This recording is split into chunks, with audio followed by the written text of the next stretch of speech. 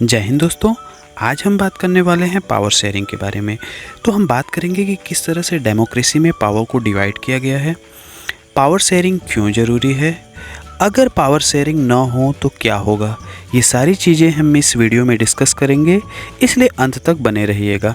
चलिए वीडियो की शुरुआत करते हैं। इस चैप्टर में हम बात करने वाले हैं स्टोरी ऑफ बेल्जियम की, और बेल्जियम में कौन कौन से इतने कम्प्लेक्स थे।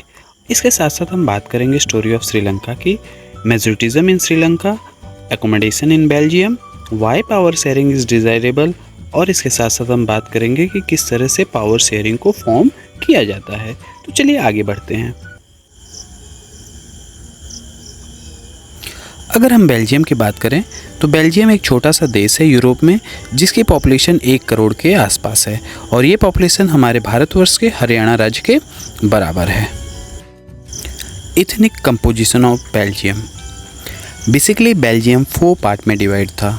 सबसे पहला जो रीजन था वो फ्लेमिश रीजन था, जहाँ पे 59% लोग रहते थे और उनकी जो स्पीकिंग लैंग्वेज थी वो डच थी।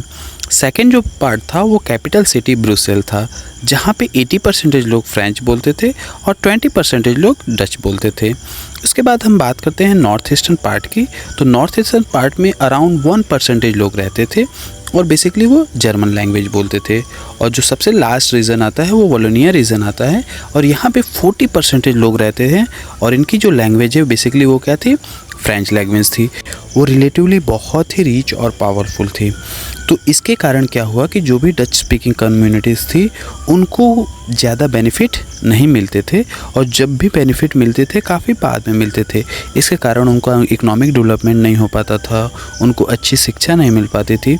इसी कारण हुआ क्या कि 1950s और 1960s के बीच में इन दोनों कम्युनिटीज़ के बीच में टेंशन क्रिएट हुआ, और ये टेंशन कहीं ना कहीं इन दोनों के बीच के बहुत बड़ा गैप क्रिएट करता है, और ये गैप कहीं ना कहीं सिविल वार का कारण बनता है। हम बात करते हैं श्रीलंका की।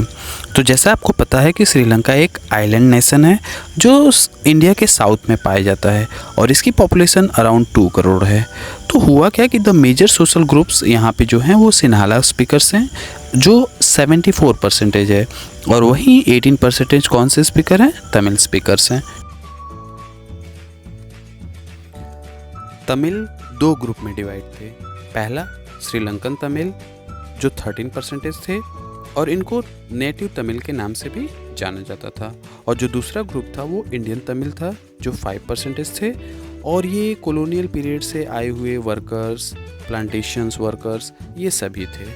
और इसके बाद अगर हम बात करें कि बहुत सारे जो मोस्ट सिन्हाला स्पीकिंग पीपल्स थे वो बुद्धिस्ट थे, और इसके साथ साथ जो तमिल थे वो हिंदू और मुस्लिम भी थे, और 7% क्रिश्चियंस थे उसमें, जो तमिल और सिन्हाला दोनों प्रकार की लैंग्वेज को बोलते थे। तो चलिए आगे बढ़ते हैं। Why power sharing is desirable? So we all know that power sharing is good because it helps to reduce the possibility of conflict between the social group. Power sharing क्यों ज़रूरी है? क्योंकि पावर शेयरिंग क्या करता है कि लोगों के बीच जो कन्फ्लिक्ट क्रिएट होते हैं, डिफरेंट सोशल ग्रुप्स के बीच में जो कन्फ्लिक्ट क्रिएट होते हैं उसको वो क्या करता है, रिड्यूस करता है। ठीक है। तो power sharing is very spirit of democracy. Power sharing को हम क्या कहते हैं, स्पिरिट ऑफ डेमोक्रेसी भी कहते हैं। क्यों? और democratic rule involves the sharing power with those affected by its exercises and who have to live with its effect. Because हम सभी जानते हैं कि डिफरेंट ग्रुप के पास डिफरेंट पावर्स होनी चाहिए, क्योंकि डिफरेंट ग्रुप डिफरेंट तरीके से रहते हैं। ठीक है। Now we have another important topic, forms of power sharing. So in modern democracy, power sharing arrangement can take many forms. Okay. So first form, that is the horizontal distribution of power.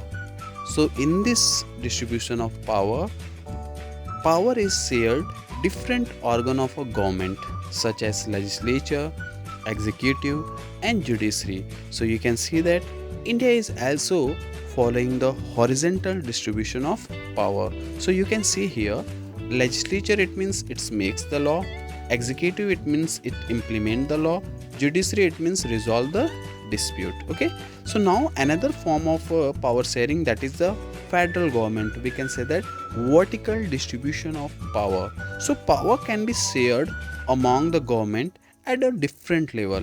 We can say that a general government for the entire country and government at the provincial or a regional level. So you can say that in USA the vertical distribution of power is there. Okay, so we can see here that is a central government, state government, municipality and gram panchayat. So we can say that India is following both power sharing, horizontal as well as vertical distribution.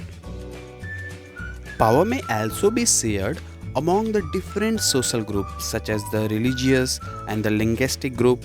Example, community government in the Belgium. Okay, so why we are taking the example of Belgium? Because in Belgium many social groups are there. Okay, so that's why we can say that social groups can also give another power. So we can say that it is known as also a community government. Okay, so power sharing arrangement can also be seen in the way of political parties, pressure groups and movement control or influence those in power. So you can see that Adolf Hitler. Okay, so Adolf Hitler, the one party, that is the Nazi party, and he control whole power. Okay, so that's why these are the things. So thank you and Jai Hind. I hope you like my video, so please subscribe and share.